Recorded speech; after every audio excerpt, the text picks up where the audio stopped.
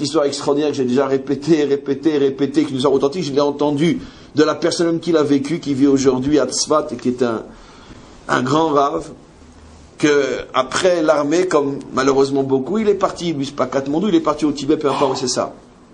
Un homme très brillant, ancien aviateur, il était très intéressé par toutes ces religions extrême-orientales.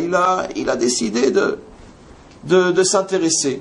Il est rentré dans un monastère, dans une école, il a dit dans une yeshiva tibétaine, d'accord? Ouais, qu'est-ce que j'ai dit?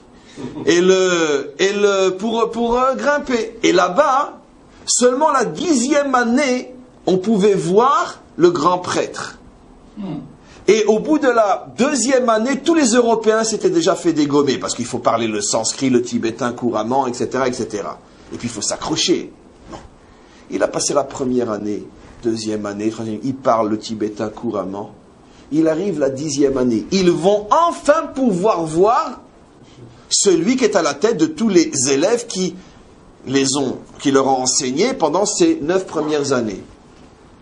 Et généralement, il n'y a jamais de blanc dans la dernière classe. Le grand moine rentre et il voit parmi tous les Tibétains assis, il voit un blanc. Il lui demande, d'où viens-tu toi? Il lui dit, je viens d'Israël.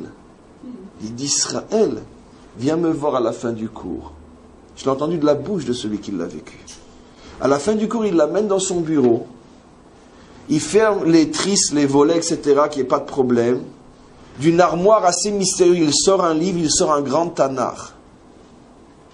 Complètement annoté. Il lui dit, moi, je suis devenu ce que je suis avec ce livre-là, et toi, tu viens chercher chez nous ce qui est chez toi. Retourne en Israël. Il a fait une teshuva fulgurante, il est aujourd'hui Rav Tzfat.